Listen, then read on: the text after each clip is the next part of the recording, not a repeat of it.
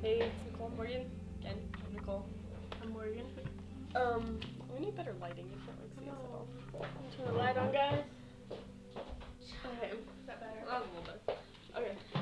My cousin. She's cute. Can't really see. Okay. Well, It's me. okay, Morgan's This like video's not all. about me. This video's not even about me.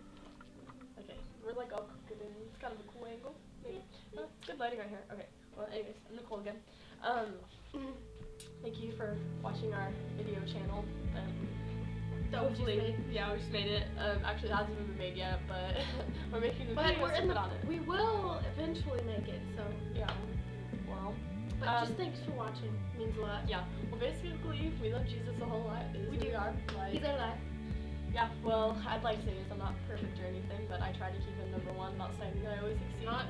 But I do always try. Pretty much. I don't know. I love him. But so we're going to tell how we got to where we are. I guess I'm gonna go first, then we'll make another video that you can hear what it's about. Because we're not gonna make you watch like a 27-minute video, because then you won't watch it all, and this will have like no effect, and we're just wasting our time. Actually, we're not, because God knows. But yeah.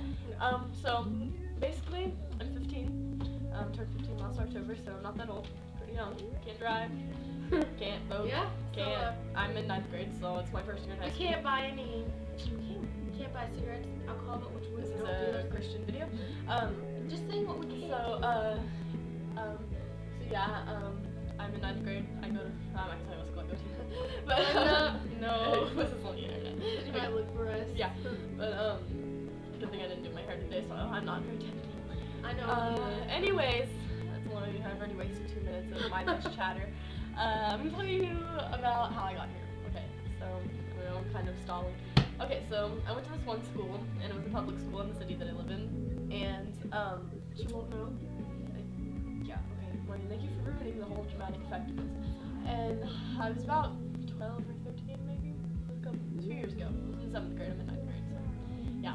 And I was going through this whole stage of, like, the emo kid, you know, like, the hair and the makeup and the clothes and the skinny jeans, and I still wear skinny jeans, but they didn't look as good then.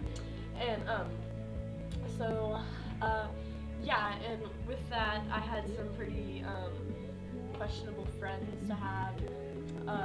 They didn't really lead me in the right direction, but I'm not blaming them. It's completely my fault that I chose to go where I did, but I didn't have very healthy relationships. And I had this boyfriend that, I'm not gonna, anyways, he hurt me a lot and put me through a lot of things, not knowing that he did because we were young and I was just really weird. And, then I had, I started, okay, so basically I did really bad things, not that bad, but I was just like, was not a good kid, didn't know anything about Jesus. I haven't come out of like a church home or anything. My parents don't go to church, my family doesn't go to church, so I didn't know anything about God. Like, I barely ever heard his name. Like, I didn't know, I was like, in the debate of, is God and Jesus the same person? Like, I didn't really know about religion, you know? And, so, that was pretty bad. And then I got this friend named Madison, and we became pretty good friends. And she took me to church camp with her, and I met God there, and I was like, oh, okay, I do believe in God.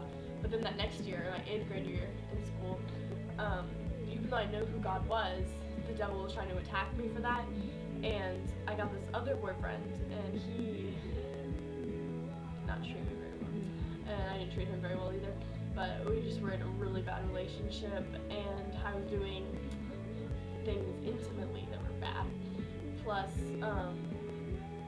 whenever we would break up a lot, I would like try to, well, I don't know, I like cut myself, like on my wrists and my legs, like, cause it was like, I don't know, I guess it seemed like a good idea at the time. And then I tried to kill myself because I thought that, well, first I just said it as like, I was like, oh, I'm gonna kill myself if you break up with me, and that got like a huge rise out of him. He was like, oh my gosh, I'm so sorry, Nicole, like, I'm not gonna break up with you. And I was like, oh, really? You're not gonna break up with me? So I was like, huh, this is pretty good. But then I said it again, he's like, Nicole, you're not gonna kill yourself anything else. I'm like, wow, I actually have to act on it this time. So I was gonna try to do something to at least hurt myself enough to like where I'd have to go to the hospital or something to like him be like, oh my gosh, I can't believe you almost killed yourself. Let's never break up again. Let's get married. So like I tried to do lots of things to kill myself. And I would always ask my friends, like, kind of as a joke, I'd be like, if you were going to kill yourself, what would you do? Like, just as kind of like a random question to start a conversation. But I actually took into consideration a lot of their advice, and that kind of sucks, because that's not what friends are for. Like, I shouldn't have done that. That was really manipulative of me. And, so I tried to drown myself once. It didn't work out too well. Once you can't breathe, you want to come up for air. It's just a natural instinct. And then, then I tried to take a lot of pills. I took a lot of prescription pills all together, like it's prescription plus Tylenols, sleeping pills, thyroid pills, lots of different pills all together, like lots of them. Like that I had to carry in like handfuls, like this big, like just get them down my body. And like a normal person, like if that didn't kill them, it would definitely hurt them, make their stomach bleed, something like that. Like that's not good to take pills like that. But like God, like he didn't want that to be like my last time. Like he didn't want that day to be my last day. He had so many further plans for me that I didn't even know. And like they didn't even affect me. Like they didn't hurt me. They didn't kill me. It was like I didn't take anything. Like I was just like walking around like everything was good. And then like that day was like, that was the day that like I got up and I was like, I'm not gonna do this anymore. Like God cares about me. I'm not gonna do this anymore. Somebody cares. Because I would always tell myself, be like, nobody cares. Like nobody cares about this. God doesn't care. My parents don't care. My family doesn't care. My friends don't care. But I didn't have any friends because I gave it all up for this guy. So like I mean, it was a lot of my fault that nobody cared, and I didn't care about myself at all, obviously, if I wanted to die. And so like but then I got up that day and I was like, somebody cares about me, and I know because I'd be dead right now if nobody cared about me. Like somebody up there cares about me. And then I went back to I told my best friend Madison about everything, because she had no idea. She had no idea. And I told her about everything, and she just broke down crying. Like it hurt me so bad to know how bad that hurt her, because she was so upset. And she was like, why didn't you tell me, Nicole? Like I care about you. And I was like, wow, all I had to do was like tell somebody, tell God, tell her. Like somebody would have cared about me, but I didn't give people the time. And so she cared, and she wanted to pray for me, all these things. And then we went back to camp with our church that year, and there was a sermon about how some things happen in your life, and you get cut deep, like deeper than you could imagine. Like you just get cut, but then whenever it heals, it becomes a scar, and you don't feel the pain anymore, but you can look at the scar, remember that it happened, and you can learn from it. Like if you like fell off your bike and have like this from like jumping over this huge ramp and stuff, and you have like this huge scar all over your body, and you're like, oh, like I'm not gonna do that again. So like, but it doesn't hurt anymore. And that's what he said. And so I just like broke down at the altar, and I was like, God, like I want to remember this because I want to learn from it, but I don't want it to hurt anymore. And then after that, it was just like all the pain was gone, and it's been this ever since. So Jesus completely took something broken to something beautiful. He can see beauty in everything, and it's pretty awesome to have somebody see beauty in what all you see is like disgust. Like I hated myself, but he loved me still. So I mean, you can find love from that, and there's much more details to that. Like that's not the biggest part was him saving me from that overdose that could have killed me or been drastic, but he saved me from it. And and he said to me, like, now I have awesome Christian friends. I have an awesome Christian guy that's in love with me. But I'm not dating until I graduate, but I do like this guy. And I'm Morgan, she's an awesome Christian girl. Madison, she's still my best friend, has been for 3 or so years now. She's an awesome Christian. We help each other, we check each other out, you know. She hasn't always been perfect either. I've had to help her out a couple times. I just have really good Christian friends, my friend Krista, like, and I have the desire sometimes to do things that are bad, but I don't.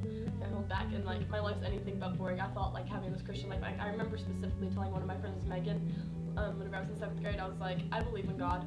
I was like, I do believe in him, but I think I want to have fun while I'm young, and then right before I'm gonna die, I'll get saved, and I'll ask you to save me, then I'll go to heaven and would have had fun on earth. I'm like, I would never give up this life I have now for what I used to have. Like, asking God to be my life before, like, while I had time to live for him, like, on this earth and do everything that he's called me to do, like, I would not trade that for anything, honestly. Like, nothing could compare. Like, this life is so much better than what I used to have. Like, I had nothing, and now I have everything. And that reminds me of a verse. Here. I don't know where it is. It's okay. Here it is. We put no stumbling block in anyone's path. Oh wait, let me tell you, this is 2 Corinthians 6, starting at verse 3. We put no stumbling block in anyone's path, so that our ministry will not be discredited. Rather, as servants of God, we commend ourselves in every way, in great endurance, in troubles, hardships, and distresses, in beatings, imprisonments, and riots, in hard work, sleepless nights, and hunger, in purity, understanding, patience, and kindness, in the Holy Spirit, and in sincere love, in truthful speech, and in the power of God, with weapons of righteousness in the right hand and in the left, through glory and dishonor, bad report and good report, genuine, yet regarded as impostors, known, yet regarded as unknown, dying, and yet we live on, beaten, and yet not killed, sorrowful, yet always rejoicing, poor, yet making many rich, having nothing, and yet possessing everything. I think that's like the most awesome thing I've ever heard in my life. It's like making me cry when I don't think I'm happy. How was But that's like the coolest thing ever. You have nothing. It's awesome. Okay, well that's all. You can stay tuned for Morgan's testimony here. But just know that we did not get here automatically.